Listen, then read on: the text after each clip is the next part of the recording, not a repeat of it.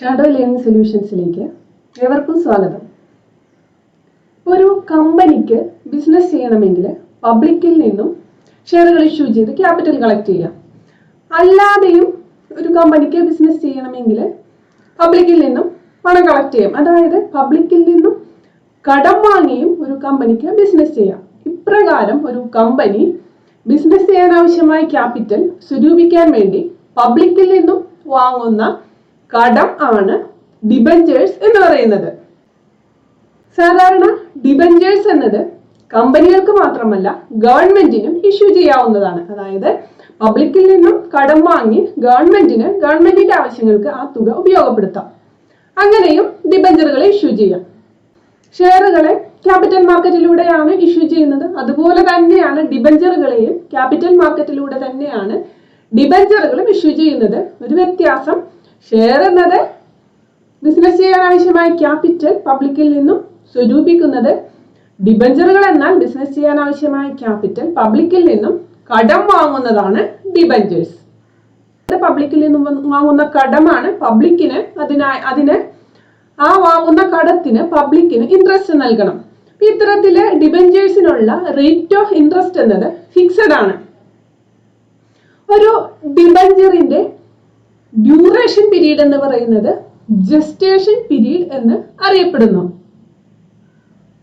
സാധാരണ നമ്മൾ ഷെയറുകൾക്ക് ഡിമാൻഡ് കുറവുള്ള അവസരങ്ങളിൽ ഷെയറുകളെ ഡിസ്കൗണ്ടിന് ഇഷ്യൂ ചെയ്യും. അപ്പൊ ഷെയറിന്റെ ഫേസ് വാല്യൂ എത്രയാണോ അതിനേക്കാൾ കുറഞ്ഞ തുകയ്ക്കാണ് ഷെയറുകളെ വിൽക്കപ്പെടുന്നത്. അപ്പൊ അവിടെ ഒരു ചെറിയ നഷ്ടം സംഭവിക്കുന്നു. അതുപോലെ തന്നെയാണ് ഡിബഞ്ചറുകളും. ഡിബഞ്ചറുകളെ ഡിമാൻഡ് കുറവുള്ള അവസരങ്ങളിൽ ഡിസ്കൗണ്ടിന് ഇഷ്യൂ ചെയ്യുന്നു. ഇത്തരത്തില് ഡിബഞ്ചറുകളെ ഡിസ്കൗണ്ടിന് ഇഷ്യൂ ചെയ്യുക എന്ന് പറയുമ്പോൾ അതൊരു ലോസ് ആണ്, അതൊരു ക്യാപിറ്റൽ ലോസ് ആണ്. ഇത്തരത്തില് ലോസ് ഓൺ ഇഷ്യൂ ഓഫ് ഡിബഞ്ചറുകൾ എന്നത് മിസലേനിയസ് എക്സ്പെൻഡിച്ചർ ആയാണ് ട്രീറ്റ് ചെയ്യുന്നത്. ഷെയറുകളും ഡിബഞ്ചറുകളും തമ്മിലുള്ള വ്യത്യാസം എന്തൊക്കെയാണെന്ന് നോക്കാം. ഷെയറുകൾ എന്നാൽ ഒരു കമ്പനി പബ്ലിക്കിൽ നിന്നും ബിസിനസ് ചെയ്യാൻ ആവശ്യമായ ക്യാപിറ്റൽ സ്വരൂപിക്കുന്നതാണ് ഷെയർ. അപ്പൊ ഈ ഷെയറുകൾ എന്ന് പറയുന്നത് കമ്പനിയുടെ ഓൺഡ് ഫണ്ടാണ്, സ്വന്തം ഫണ്ടാണ് ഈ ഷെയർ ക്യാപിറ്റൽ എന്ന് പറയുന്നത്. ഡിബഞ്ചറുകൾ എന്നത് കമ്പനി പബ്ലിക്കിൽ നിന്നും വാങ്ങുന്ന കടമാണ്, ഡെപ്റ്റ് ആണ്. ഇതൊരു ബോറോഡ് ഫണ്ട്സ് ആണ്. അതായത് ഷെയറുകൾ എന്നത് ഓൺഡ് ഫണ്ട്സും ഡിബഞ്ചറുകൾ എന്നത് ബോറോഡ് കടം വാങ്ങിയ ഫണ്ട്സും ആണ് ഡിബഞ്ചേഴ്സ്. ഷെയറുകൾ എന്നാൽ ഒരു കമ്പനിയുടെ ക്യാപിറ്റലിനെയാണ് റെപ്രസെന്റ് ചെയ്യുന്നത്. അതേസമയം ഡിബഞ്ചറുകൾ എന്നത് കമ്പനിയുടെ ഡെപ്റ്റിനെയാണ് സൂചിപ്പിക്കുന്നത്. പബ്ലിക്കിൽ നിന്ന് വാങ്ങുന്ന കടമാണ് ഡിബഞ്ചേഴ്സ്, കമ്പനിയുടെ ഡെപ്റ്റ് ആണ് ഡിബഞ്ചറുകൾ സൂചിപ്പിക്കുന്നത്. ഷെയറുകളെ കൈവശമുള്ള വ്യക്തികളെ ഷെയർ ഹോൾഡേഴ്സ് എന്ന് പറയുന്നു. അതേസമയം ഡിബഞ്ചറുകൾ കൈവശമുള്ള വ്യക്തികളെ ഡിബഞ്ചർ ഹോൾഡേഴ്സ് എന്നും പറയുന്നു. ഷെയർ ഹോൾഡേഴ്സിന് അവർ വാങ്ങുന്ന ഷെയർസിന് പ്രോഫിറ്റ് അനുസരിച്ച് ഡിവിഡൻഡ് ലഭിക്കുന്നു. അതേസമയം ഡിബഞ്ചർ ഹോൾഡേഴ്സിന് അവർ കമ്പനിക്ക് നൽകുന്ന കടമാണ് ഡിബഞ്ചേഴ്സ്, അതിനുള്ള ഇൻട്രസ്റ്റ് ലഭിക്കുന്നു. ഷെയറുകൾക്ക് ലഭിക്കുന്നതാണ് ഡിവിഡൻഡ്. കമ്പനി പ്രോഫിറ്റിലാണെങ്കിൽ മാത്രമേ കമ്പനിക്ക് ഡിവിഡൻഡ് നൽകാൻ സാധിക്കുകയുള്ളൂ. അതേസമയം ഡിബഞ്ചറുകൾ എന്നത് ഡെപ്റ്റ് ആണ്. കമ്പനിക്ക് പ്രോഫിറ്റ് ഉണ്ടെങ്കിലും പ്രോഫിറ്റ് ഇല്ലെങ്കിലും ഡിബഞ്ചറുകൾക്ക് ഇൻട്രസ്റ്റ് കൊടുത്തേ മതിയാകൂ. അതുകൊണ്ട് പ്രോഫിറ്റ് ഇല്ല എങ്കിലും കമ്പനി ഡിബഞ്ചറുകളുടെ ഇൻട്രസ്റ്റ് കൊടുക്കാൻ ബാധ്യസ്ഥരാണ്, അതൊരു ബാധ്യതയാണ്. ഡിവിഡൻഡ് എന്നത് ഒരു അപ്രോപ്രിയേഷൻ ഓഫ് പ്രോഫിറ്റ് ആണ്. അതായത് പ്രോഫിറ്റ് ഉണ്ടെങ്കിൽ മാത്രമേ അതിൽ നിന്ന് ഡിവിഡൻഡ് മാറ്റി വയ്ക്കാൻ സാധിക്കുകയുള്ളൂ. ഡിബഞ്ചറുകൾക്ക് കൊടുക്കുന്ന ഇൻട്രസ്റ്റ് എന്നത് ബിസിനസിനെ സംബന്ധിച്ചിടത്തോളം എക്സ്പെൻസ് ആണ്. അതുകൊണ്ട് ഇത് പ്രോഫിറ്റിൽ നിന്നും ഡിഡക്റ്റ് ചെയ്യണം. കമ്പനി ഏതെങ്കിലും തരത്തിൽ വൈൻഡപ്പ് ആകുകയാണെങ്കിൽ ഷെയർ ഹോൾഡേഴ്സിന് യാതൊരു ഉറപ്പുമില്ല. അവരുടെ ഷെയർ വാല്യൂ മടക്കി കിട്ടുമെന്ന് ഷെയർ ഹോൾഡേഴ്സിന് യാതൊരു ഉറപ്പുമില്ല. അതേസമയം കമ്പനി ഏതെങ്കിലും തരത്തിൽ വൈൻഡപ്പ് ആകുകയാണെങ്കിൽ ഡിബഞ്ചർ ഹോൾഡേഴ്സിന് അവരുടെ വാല്യൂ കൊടുത്ത ശേഷം മാത്രമേ ഷെയർ ഹോൾഡേഴ്സിന്റെ വാല്യൂ കൊടുക്കുകയുള്ളൂ. അതായത് അവരുടെ ഡിബഞ്ചേഴ്സിന് സെക്യൂരിറ്റി ഫോർ പേയ്മെന്റ് ഉണ്ട്. അവരുടെ പണം നഷ്ടപ്പെടില്ല എന്ന് ഡിബഞ്ചർ ഹോൾഡേഴ്സിന് ഉറപ്പുണ്ട്. ഡിബഞ്ചർ ഹോൾഡേഴ്സിന് ഉറപ്പ് കൊടുക്കാൻ കമ്പനിക്ക് സാധിക്കും. കമ്പനിയുടെ ഓണേഴ്സ് എന്ന് പറയുന്നത് ഷെയർ ഹോൾഡേഴ്സ് ആണ്. അവർക്ക് കമ്പനിയിൽ വോട്ടിംഗ് റൈറ്റ് ഉണ്ട്. അതേസമയം ഡിബഞ്ചർ ഹോൾഡേഴ്സ് എന്നത് കമ്പനിയുടെ ക്രെഡിറ്റേഴ്സ് ആണ്. അവർക്ക് കമ്പനിയിൽ വോട്ട് ചെയ്യാനുള്ള അധികാരമില്ല. ഷെയറുകളെ ഒരിക്കലും ഡിബഞ്ചറുകളാക്കി കൺവേർട്ട് ചെയ്യാൻ പറ്റില്ല.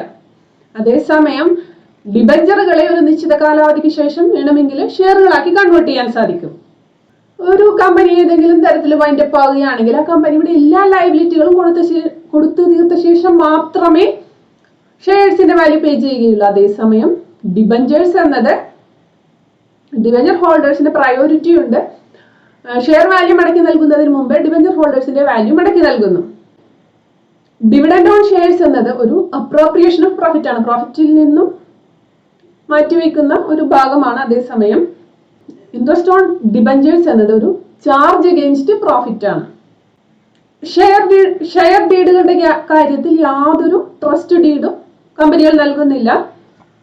അതേസമയം ഡിബഞ്ചറുകളുടെ കാര്യത്തിൽ ഒരു ട്രസ്റ്റ് ഡീഡ് കമ്പനികൾ നൽകുന്നു. അതായത് കമ്പനി കടം വാങ്ങുന്നതാണ്, അതുകൊണ്ട് അത് തിരിച്ചു നൽകുമെന്നുള്ള ഉറപ്പ് ഡിബഞ്ചർ ഹോൾഡേഴ്സിന് കമ്പനി നൽകുന്നുണ്ട്. പക്ഷെ ഷെയർ ഹോൾഡേഴ്സിന് അത്തരത്തിലുള്ള ഉറപ്പ് നൽകാൻ സാധിക്കില്ല. Types of debentures. ഒന്നാമത്തേത് സെക്യൂർഡ് ഡിബഞ്ചേഴ്സ്.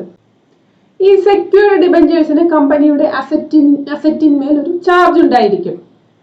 ഇത്തരത്തിലുള്ള ഡിബഞ്ചേഴ്സ് ആണ് സെക്യൂർഡ് ഡിബഞ്ചേഴ്സ്. അതായത് ഡിബഞ്ചർ ഹോൾഡേഴ്സിനെ സംബന്ധിച്ചിടത്തോളം അവരുടെ ഡിബഞ്ചർ സെക്യൂർ ആണ്. കമ്പനിയുടെ അസറ്റിൽ അവർക്ക് അത് ഒരു ചാർജ് ഉണ്ട്. ഗവൺമെന്റ് ബോണ്ടുകളെല്ലാം സെക്യൂർഡ് ഡിബഞ്ചേഴ്സ് ആണ്. രണ്ടാമത്തേത് അൺസെക്യൂർഡ് അല്ലെങ്കിൽ നാഗ്ഡ് ഡിബഞ്ചേഴ്സ്. അൺസെക്യൂർഡ് ഡിബഞ്ചേഴ്സിന് കമ്പനിയുടെ അസറ്റിൽ യാതൊരുവിധ ചാർജും ഉണ്ടായിരിക്കുന്നതല്ല. മൂന്നാമത്തേത് കൺവേർട്ടബിൾ ഡിബഞ്ചേഴ്സ്. കൺവേർട്ടബിൾ ഡിബഞ്ചേഴ്സ് ഒരു നിശ്ചിത കാലാവധിക്ക് ശേഷം ഇക്വിറ്റി ഷെയറുകളാക്കി കൺവേർട്ട് ചെയ്യുന്നു.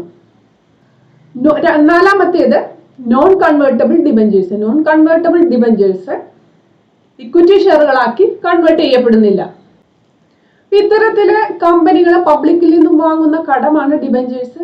ഈ ഒരു കടം എന്നത് കമ്പനികൾ ഒരു നിശ്ചിത കാലാവധിക്ക് ശേഷം മടക്കി നൽകേണ്ടതാണ്. ഇത്തരത്തില് നിശ്ചിത കാലാവധിക്ക് ശേഷം കമ്പനി വാങ്ങുന്ന കടം, അതായത് ഡിബഞ്ചറുകളെ മടക്കി നൽകുന്നതിനെ റിഡംഷൻ ഓഫ് ഡിബഞ്ചേഴ്സ് എന്ന് പറയുന്നു. റിഡംഷൻ ഓഫ് ഡിബഞ്ചേഴ്സ് എന്ന് പറഞ്ഞാൽ repayment of debentures by the company to the debenture holders. ഇങ്ങനെ ഡിബഞ്ചറുകളെ റിഡീം ചെയ്യുന്നതിലൂടെ, റിഡംഷൻ നടത്തുന്നതിലൂടെ കമ്പനികളുടെ ലയബിലിറ്റി ഡിസ്ചാർജ് ചെയ്യപ്പെടുന്നു. അങ്ങനെ ബാലൻസ് ഷീറ്റിലെ ലയബിലിറ്റി സൈഡിൽ നിന്നും ഈ ഐറ്റം റിമൂവ് ചെയ്യപ്പെടുന്നു. അപ്പൊ കമ്പനികൾക്കറിയാം ഒരു നിശ്ചിത കാലാവധിക്ക് ശേഷം ഇത്തരം ഡിബഞ്ചറുകളെ റിഡംഷൻ നടത്തണം. അപ്പൊ അതിനുവേണ്ടി കമ്പനി ഒരു നിശ്ചിത തുക വീതം എല്ലാ വർഷവും മാറ്റിവെക്കുന്നു. അതായത് ഡിബഞ്ചേഴ്സിനെ റിഡീം ചെയ്യാൻ വേണ്ടി, മടക്കി നൽകാൻ വേണ്ടി പ്രോഫിറ്റിൽ നിന്ന് ഒരു നിശ്ചിത ഭാഗം ഡിബഞ്ചറുകളെ മടക്കി നൽകാനായി കമ്പനി മാറ്റിവെക്കുന്നു. ഇതിന് ഡിബഞ്ചർ റിഡംഷൻ റിസർവ് എന്ന് പറയുന്നു, DRR. കമ്പനികൾ പ്രോഫിറ്റിലാണെങ്കിൽ പ്രോഫിറ്റിന്റെ 25% ഡിബഞ്ചറുകളെ റിഡംഷൻ നടത്താനായി ഡിബഞ്ചർ റിഡംഷൻ റിസർവിലേക്ക് മാറ്റിവെക്കേണ്ടതാണ്. വളരെ പ്രധാനപ്പെട്ട ഒരു ടേം ആണ് സിങ്കിങ് ഫണ്ട്. അതായത് ഒരു ഡെപ്റ്റിനെ ഇല്ലാതാക്കുക അല്ലെങ്കിൽ ഒരു ഡെപ്റ്റിനെ സിങ്ക് ചെയ്ത് കളയുക. ഇതിനെയാണ് സിങ്കിങ് ഫണ്ട് എന്ന് പറയുന്നത്. ഒരു ഡെപ്റ്റിന്റെ റീപേയ്മെന്റ് നടത്താനായി സ്വരൂപിക്കുന്ന ഫണ്ടിനെയാണ് സിങ്കിങ് ഫണ്ട് എന്ന് പറയുന്നത്. അതായത് ഒരു നിശ്ചിത തുക മടക്കി നൽകാനുണ്ട്, അതിനുവേണ്ടി ഒരു നിശ്ചിത തുക വീതം ഓരോ വർഷവും സ്വരൂപിക്കുന്നു. ആ തുക, ലയബിലിറ്റി, ആ ഡെപ്റ്റ് മീറ്റ് ചെയ്യാനായി ഉപയോഗിക്കുന്നതിനെയാണ് സിങ്കിങ് ഫണ്ട് എന്ന് പറയുന്നത്. ഒരു കമ്പനിക്ക് 10 ലക്ഷം രൂപയുടെ ഡിബഞ്ചറുകളെ 10 വർഷത്തിന് ശേഷം മടക്കി നൽകാനുണ്ട്. അതിനായി ഓരോ വർഷവും 1 ലക്ഷം രൂപ വീതം സിങ്കിങ് ഫണ്ടിലേക്ക് മാറ്റുന്നു. 10 വർഷം കഴിയുമ്പോൾ ആ തുകയെടുത്ത് കമ്പനിക്ക് ആ ഡിബഞ്ചറുകളെ റിഡംഷൻ നടത്താം. ഇത്തരത്തിലെ മാസം തോറും സ്വരൂപിക്കുന്ന ഫണ്ടിനെയാണ് സിങ്കിങ് ഫണ്ട് എന്ന് പറയുന്നത്.